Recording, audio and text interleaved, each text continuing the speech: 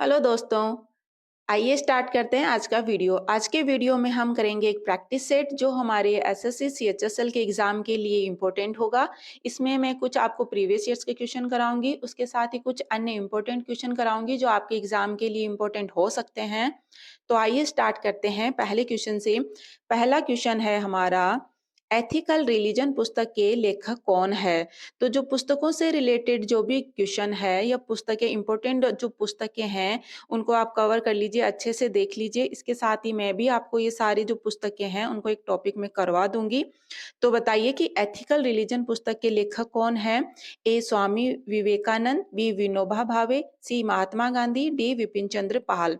तो इसका आंसर क्या होगा? इसका आंसर होगा महात्मा गांधी।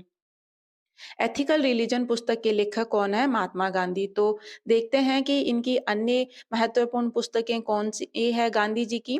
तो इनकी जो अन्य महत्वपूर्ण पुस्तकें हैं उनको भी एक बार देख लेते हैं जो इम्पोर्टेंट है।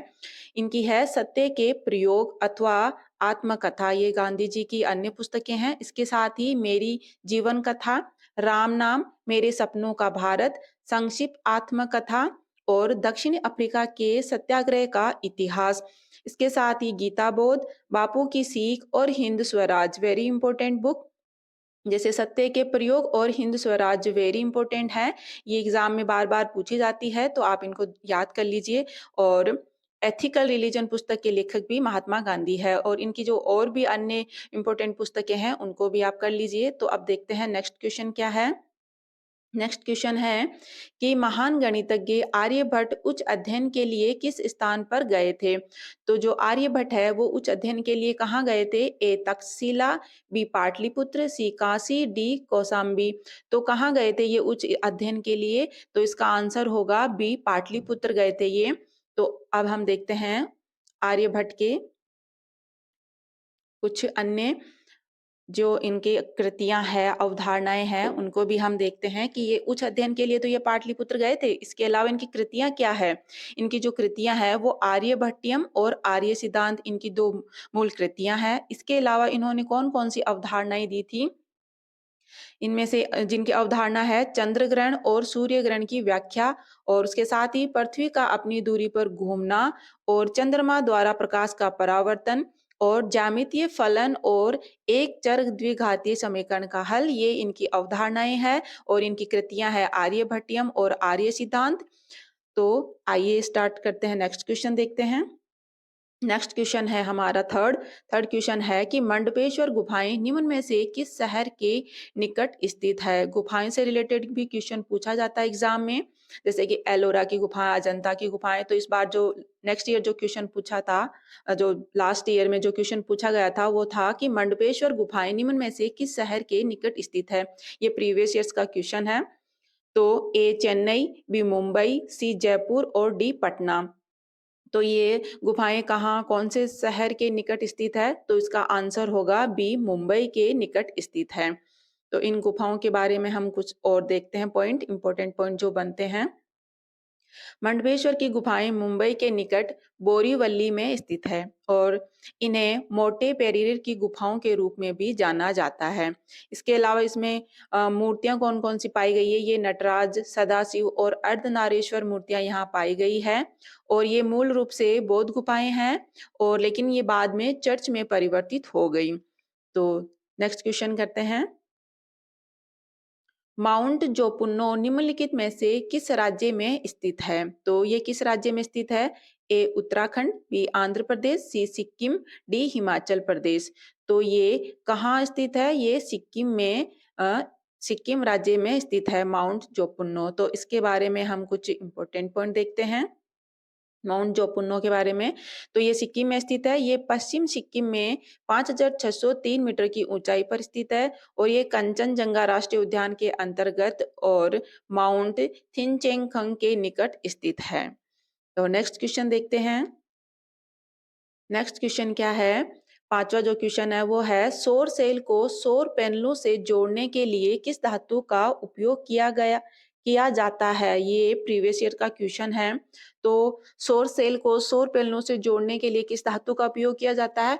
ए सोना, बी चांदी, सी लोहा और डी पीतल। तो किसका उपयोग किया जाता है?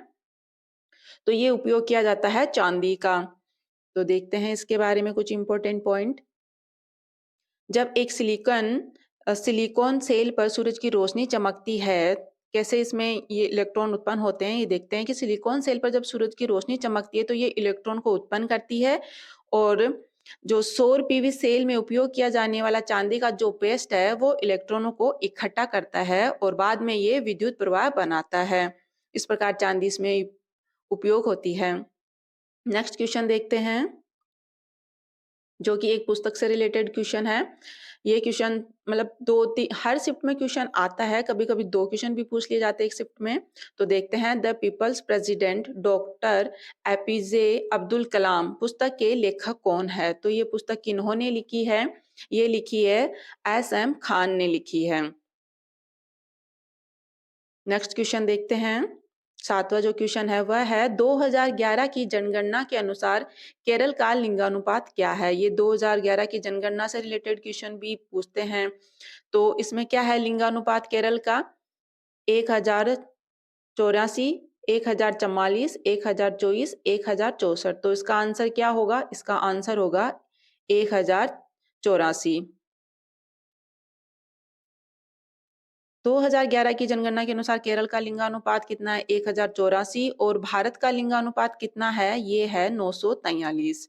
नेक्स्ट क्वेश्चन देखते हैं, वेरी इंपॉर्टेंट क्वेश्चन, जो कि संस्थानों का मुख्यालय है, इनसे रिलेटेड क्वेश्चन भी एग्जाम में आते हैं। इस पे भी एक टॉपिक बना के हम आपको दे देंगे। तो देखिए, केंद्रीय चावल अनुसंधान संस्थान का मुख्यालय कहाँ है? ए कानपुर, बी शिमला, सी नई दिल्ली, डी कटक। तो चावल का अनुसंधान संस्थान कहाँ है? ये है, चावल का अनुसंधान संस्थान है कटक में। इसके अलावा भी जो अनुसंधान संस्थान है, जैसे कानपुर में कौन सा है अनुसंधान संस्थान? यहाँ है भारतीय चीनी तकनीकी अनुसंधान संस्थान। और शिमला में कौन सा है? शिमला में है आलू अनुसंधान संस्थान। और नई दिल्ली में तो बहुत सारे हैं, जैसे कि भारतीय कृषि अनुसंधान संस्थान, भारतीय मौसम अनुसंधान संस्थान और केंद्रीय ट्रैक्टर संस्थान। तो ऐसे और भी अनुसंधान संस्थान है, वो हम आपको एक वीडियो में बता देंगे और आप भी इनको अच्छे से देख लीजिए, याद कर लीजिए। इसके अलावा जो नेक्स्ट क्वेश्चन है वह है, पूरा पाषाण युग के बारे में निम्नलिखित में से कौन सा कथन सत्य नहीं है? तो अब इसके बारे में हमें पहले देखना पड़ेगा कि सत्य क्या क्या है, फिर ही हम बताएंगे कि क्या सत्य नहीं है। तो इसके बारे में हम देखते हैं, इसकी विशेषताएं क्या क्या है। इसकी पहली विशेषता है, मनुष्य को छड़ी की तरह दर्शाया जाता है। उसके बाद में काले, लाल और सफेद चित्रों का सुपर इम्पोजिशन पाया गया था यहाँ पे पूरा पाषाण युग में। और उसके अलावा अधिकांश स्थल जो है वो मध्य प्रदेश और यूपी में पाए जाते हैं। और मनुष्य, पशु और ज्यामितिक, ये तीनों प्रकार के चित्र इसमें पाए गए हैं। किसमें? पूरा पाषाण युग में मनुष्य, पशु और ज्यामितिक तीनों प्रकार के चित्र पाए गए हैं। इसके अलावा जो है लहरदार रेखाएं, आयताकार भरे ज्यामितीय डिजाइन और डॉट्स का एक समूह भी यहाँ देखा जा सकता है। तो इसका आंसर क्या होगा? इसका आंसर होगा, जैसे कि छड़ी के रूप में दर्शाया गया, ये ठीक है। इसके बाद में काले, लाल और सफेद चित्रों के सुपर इम्पोजिशन पाए गए, ये भी ठीक है। चित्रों के अधिकांश स्थल तमिलनाडु और केरल में स्थित है, ये नहीं है, यहाँ मध्य प्रदेश होगा, मध्य प्रदेश और यूपी में है। इसके अलावा मनुष्य, पशु और ज्यामितीय, ये तीनों प्रकार के चित्र पाए जाते हैं, ये भी सही है। तो इसका आंसर होगा सी। नेक्स्ट क्वेश्चन करते हैं। नेक्स्ट है, बंगाल में सरकार की दोहरी प्रणाली किसके दिमाग की उपज थी? तो ये किनके दिमाग की उपज थी? A Lord Hastings, B Lord Ripon, Lord Clive और लॉर्ड कॉर्नवालिस। तो ये किनके दिमाग की उपज थी? तो ये थी लॉर्ड क्लाइव के दिमाग की उपज। तो इसके बारे में देखते हैं हम। बंगाल में सरकार की दोहरी प्रणाली लॉर्ड क्लाइव के दिमाग की उपज थी। और ये 1765 से 1772 तक रहे थे गवर्नर के पद पे। और लॉर्ड क्लाइव जो है 1765 में बंगाल का पहला गवर्नर बना था। बंगाल का पहला गवर्नर कौन था? ये लॉर्ड क्लाइव था, जो कि 1765 में बना था। वॉरेन हेस्टिंग्स द्वारा 1772 में सरकार की दोहरी प्रणाली को समाप्त कर दिया गया। ये भी क्वेश्चन आता है कि सरकार की जो दोहरी प्रणाली है इसको समाप्त किसने किया? तो ये किया था वॉरेन हेस्टिंग्स ने। तब किया था 1772 में। इसके अलावा लॉर्ड कॉर्नवालिस ने 1793 में बंगाल के स्थायी बंदोबस्त की शुरुआत की। ये भी क्वेश्चन आता है कि बंगाल में स्थायी बंदोबस्त की शुरुआत किसने की थी? तो ये की थी लॉर्ड कॉर्नवालिस ने। नेक्स्ट क्वेश्चन देखते हैं। निम्नलिखित में से किसने चार मीनार बनवाई थी? वेरी इंपॉर्टेंट, चार मीनार किसने बनवाई थी? ए कुली कुतुब शाह ने, बी इल्तुतमिश ने, सी कुतुबुद्दीन ऐबक ने, डी अलाउद्दीन खिलजी ने। तो चार मीनार का निर्माण किसने करवाया था? इसका आंसर होगा कुली कुतुब शाह ने इसका निर्माण करवाया था। चार मीनार हैदराबाद, तेलंगाना में स्थित एक स्मारक और मस्जिद है। ये कहाँ है? ये हैदराबाद में है और इसका निर्माण जो कब करवाया था? 1591 में किया गया था। और जो चार मीनार के वास्तुकार है वह कौन है? मीर मोमिन अस्टाराबादी, ये इसके वास्तुकार हैं। और चार मीनार कौन सी नदी के तट पे है? यह है मूसी नदी के पूर्वी तट पर स्थित है। ये नदियों के तट से रिलेटेड भी क्वेश्चन आता है, तो ये देख लीजिए, मूसी नदी के तट पर स्थित है चार मीनार। किसने निर्माण कराया था? कुली कुतुब शाह ने इसका निर्माण करवाया था। कब करवाया था? 1591 में करवाया था। कहाँ है ये? हैदराबाद में स्थित है। नेक्स्ट क्वेश्चन देखते हैं। 12 नंबर, निम्न में से सबसे उपयुक्त विकल्प का चयन कीजिए। जीडीपी एक विशिष्ट अवधि में का कुल मूल्य है। जीडीपी के बारे में हमें बताना है कि इसमें क्या है? सभी वस्तुएं एवं सेवाओं का उत्पादन या बिक्री से संबंधित है? नहीं है। एक देश के भीतर उत्पादित सभी तैयार वस्तुएं एवं सेवाएं हैं। सभी मध्यवर्ती वस्तुओं एवं सेवाओं का उत्पादन या बिक्री। किसी देश के भीतर उत्पादित मध्यवर्ती और अंतिम वस्तुएं एवं सेवाएं दोनों क्या है? जीडीपी क्या है? जीडीपी है। आंसर सी सही, ए बी सही है। इसमें है कि एक देश के भीतर उत्पादित सभी तैयार वस्तुएं एवं सेवाएं। क्या होता है जीडीपी? कि एक देश के भीतर एक निश्चित समय अवधि के अंदर एक देश के भीतर उत्पादित सभी तैयार वस्तुएं एवं सेवाएं। नेक्स्ट क्वेश्चन देखते हैं। भारत पर शासन करने वाला पहला मुस्लिम वंश कौन सा था? तो कौन सा था पहला मुस्लिम वंश? जो भी हमारे वंश थे उनका क्रम आपको याद होना चाहिए। तो जो पहला वंश है, मुस्लिम वंश जो है, वो कौन सा है? ए गुलाम वंश, बी तुगलक वंश, सी लोधी वंश, डी खिलजी वंश। तो कौन सा होगा इसमें? तो इसका आंसर होगा गुलाम वंश। तो देखते हैं, सारे वंशों का क्रम हम याद करते हैं। तो गुलाम वंश है वो 1206 से 1290 तक भारत में शासन किया था। कितने साल तक? 84 वर्ष तक इसने शासन किया था। और इसके बाद में कौन सा वंश आया था? वो आया था खिलजी वंश आया था। कब से कब तक? 1290 से 1320 तक इसने शासन किया था।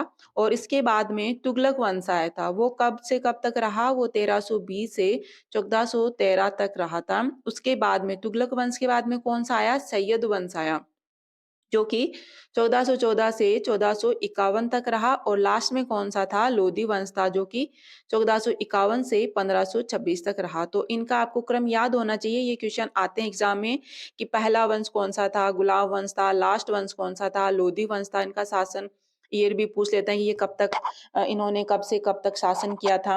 तो देखते हैं नेक्स्ट क्वेश्चन। सूफी लॉज शाहजहाँ के समय में मौजूद थे, जहां लोग आध्यात्मिक मामलों पर चर्चा करने आते थे। ये लॉज, इन लॉज को क्या कहा जाता था? जो सूफी लॉज थे जो शाहजहाँ के समय में मौजूद थे, जहां लोग आध्यात्मिक मामलों पर चर्चा करने आते थे, उनको क्या कहते थे? ईदगाह कहते थे, सूफी मत कहते थे, या खानका कहते थे, या महल कहते थे? तो क्या कहते थे इनको? उनको कहते थे खानका, इनको कहा जाता था। तो शाहजहाँ के शासनकाल में और किन-किन का निर्माण हुआ था? ताजमहल और जामा मस्जिद का निर्माण भी शाहजहाँ के शासनकाल में हुआ था। हम नेक्स्ट क्वेश्चन देखते हैं अब। क्वेश्चन नंबर 15, निम्नलिखित में से कौन सा मंदिर पल्लव शासकों द्वारा बनाया गया था? तो कौन सा बनाया गया था पल्लव शासकों द्वारा? ए कोणार्क सूर्य मंदिर, बी लिंगराज मंदिर, सी दिलवाड़ा मंदिर, और डी कांचीपुरम का कैलाश मंदिर। तो पल्लव शासकों ने कौन सा मंदिर बनवाया था? इन्होंने बनवाया था, आंसर डी, कांचीपुरम का कैलाश मंदिर जो है पल्लव शासकों द्वारा बनाया गया था। ये पल्लव युग का ऐतिहासिक हिंदू मंदिर था। ये शिव को समर्पित है। और इसकी वास्तुकला कौन सी है? ये द्रविड़ वास्तुकला को दर्शाता है। ये भी इंपॉर्टेंट क्वेश्चन है। कांचीपुरम कैलाश मंदिर कौन सी वास्तुकला को दर्शाता है? ये द्रविड़ वास्तुकला को दर्शाता है। इसे किसने बनवाया था? राजसिम्हा द्वारा बनाया गया था 700 ईस्वी में। और ये कांचीपुरम में सबसे पुराने जीवित स्मारकों में से एक है। देखते हैं नेक्स्ट क्वेश्चन। बोमडीला का दर्रा किस राज्य में स्थित है? दर्रों से भी रिलेटेड क्वेश्चन आते हैं, तो इस पे भी हम टॉपिक बना के आपको कभी यूट्यूब पे वीडियो डाल देंगे। तो दर्रों से भी रिलेटेड क्वेश्चन आप याद कर लीजिए। तो इसका क्या होगा आंसर? बोमडीला दर्रा किस राज्य में स्थित है? ए अरुणाचल प्रदेश, बी सिक्किम, सी हिमाचल प्रदेश और डी नागालैंड। तो बोमडीला जो दर्रा है वो किस राज्य में है? इसका आंसर होगा ए अरुणाचल प्रदेश।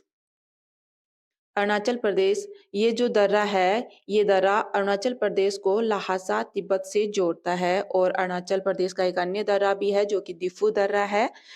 तो नेक्स्ट क्वेश्चन देखते हैं। मिरेकल्स ऑफ फेस योगा नामक पुस्तक किसने लिखी है? इंपॉर्टेंट बुक है जिसकी भारत के राष्ट्रपति द्रौपदी मुर्मू ने इसकी सराहना की है। ये बुक किन्होंने लिखी है? ए झुम्पा लाहिड़ी, बी मानसी गुलाटी, सी अरुंधति राय और डी चेतन भगत। तो ये बुक किन्होंने लिखी है? ये लिखी है मानसी गुलाटी ने। इसका आंसर होगा B Mansi Gulati, miracles of face yoga नामक पुस्तक। नेक्स्ट क्वेश्चन देखते हैं 18वां। फास्फोरस को वायुमंडलीय ऑक्सीजन के संपर्क से बचाने के लिए निम्नलिखित में से किसमें संग्रहित किया जाता है? फास्फोरस को किसमें संग्रहित किया जाता है? ये वायुमंडल के संपर्क में आके जलने लगती है, तो इसको हम किसमें संग्रहित करते हैं? ए केरोसिन में, बी पेट्रोलियम में, सी पानी में और डी एक्वारिजिया में। तो इसका आंसर क्या होगा? तो इसको हम पानी में संग्रहित करते हैं। इसका आंसर होगा सी। जो फास्फोरस है, तो इसका रासायनिक तत्व, ये एक रासायनिक तत्व है जिसका प्रतीक है पी और परमाणु संख्या है 15। इसे पानी में संग्रहित किया जाता है क्योंकि ये बहुत प्रतिक्रियाशील गैर धातु है जो कि हवा के संपर्क में आने पर आग पकड़ लेता है, इसलिए इसको पानी में हम संग्रहित करते हैं। ये बहुत कम मात्रा में है वायुमंडल में, लेकिन बहुत ही विषाक्त है ये। नेक्स्ट क्वेश्चन देखते हैं। Very important question. राष्ट्रपति द्वारा कितने सदस्यों को राज्यसभा के लिए मनोनीत किया जाता है? राष्ट्रपति से रिलेटेड भी क्वेश्चन एग्जाम में आते हैं। तो कितने सदस्यों को मनोनीत करते हैं? ए 12, बी 15, सी 16, डी 2। तो कितने को करते हैं? इसका आंसर होगा 12, ए इसका आंसर होगा। तो भारत का जो राष्ट्रपति है वो किन किन क्षेत्रों में करते हैं मनोनीत?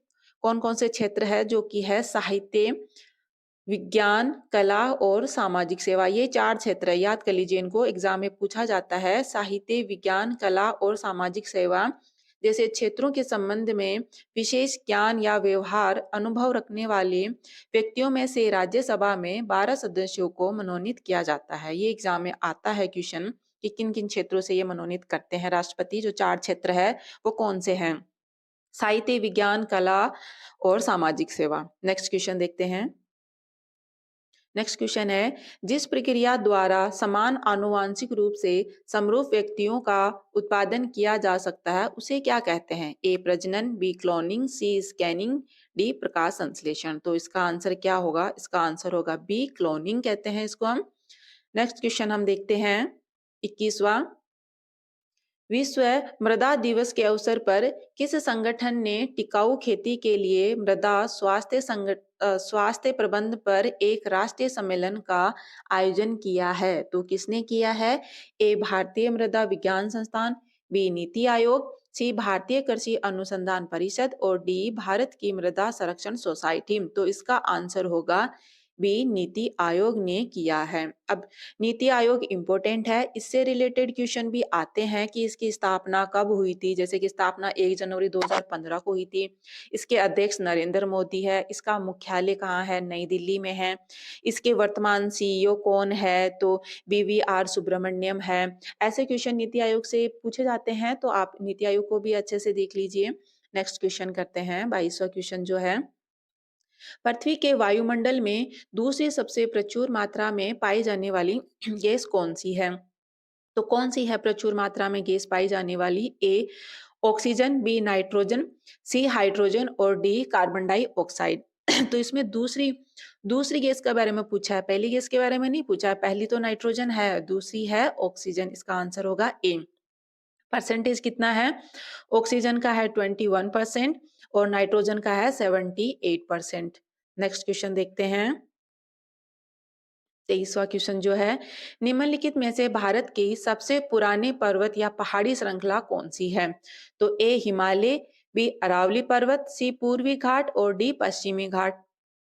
तो कौन सी है सबसे पुरानी पर्वत श्रृंखला, कौन सी है? ये है अरावली पर्वत जो है सबसे पुरानी पर्वत श्रृंखला है। और जो सबसे नई पर्वत श्रृंखला है वह कौन है? वह हिमालय है। और इसमें जो वलित पर्वत है, इनके उदाहरण जो कि एग्जाम में बहुत बार पूछे गए हैं, तो वो मैं आपको बता देती हूँ कि वलित पर्वत के उदाहरण कौन से हैं। इसमें हिमालय है, अल्पाइन पर्वत समूह है, रॉकी है, एटलस है, पिरेनीज है और एपिनाइन है। ये क्वेश्चन भी पूछा गया एग्जाम में कि वलित पर्वत कौन सा है, हिमालय है, ये आया है क्वेश्चन। नेक्स्ट क्वेश्चन देखते हैं। 24वां क्वेश्चन है कि दूर की वस्तुओं को किसकी मदद से देखा जा सकता है? ए क्रोनोमीटर, बी दूरबीन, सी माइक्रोस्कोप, डी टेलीफोन। तो दूर की वस्तुओं को हम किसकी सहायता से देख सकते हैं? ये हम देख सकते हैं दूरबीन की सहायता से। तो इसका आंसर होगा बी। वैसे ही क्रोनोमीटर का क्या इस्तेमाल किया जाता है? हम क्या उपयोग है क्रोनोमीटर का? तो क्रोनोमीटर का जो इस्तेमाल है वो पानी के जहाजों में सही समय का पता लगाने के लिए किया जाता है। और माइक्रोस्कोप क्या है? जिसकी सहायता से आंख से न देखी जाने वाली सूक्ष्म वस्तुओं को भी हम देख सकते हैं। मतलब छोटी से छोटी वस्तु को भी हम माइक्रोस्कोप की सहायता से देख सकते हैं। नेक्स्ट क्वेश्चन देखते हैं, जो कि हमारा लास्ट क्वेश्चन है। पुरातात्विक स्थल कोल्डी हवा कहाँ स्थित है? वेरी इंपॉर्टेंट क्वेश्चन जो ये पूछा जाता है सभ्यताओं से रिलेटेड। मोहनजोदड़ो और धौलावीरा, इन सब के बारे में भी क्वेश्चन पूछा गया है। तो लास्ट ईयर जो क्वेश्चन आया था वो था कि पुरातात्विक स्थल कोल्डी हवा कहाँ स्थित है? ए महाराष्ट्र, बी बिहार, सी उत्तर प्रदेश और डी मध्य प्रदेश। तो ये कहाँ स्थित है? इसका आंसर होगा सी। और कहाँ? उत्तर प्रदेश में है। और ये क्यों फेमस है कि जो कोल्डी हवा है वो क्यों फेमस है, ये प्रसिद्ध क्यों है? क्योंकि यहाँ पे पहली बार जो है खेत चावल की खेती का साक्ष्य मिला था, इसलिए ये फेमस है। तो दोस्तों, आपको हमारा वीडियो कैसे लगा ये कमेंट में हमें बताइए और वीडियो को लाइक कीजिए। और अगर आपको हमारा वीडियो पसंद आया हो तो चैनल को सब्सक्राइब कीजिए। थैंक यू दोस्तों।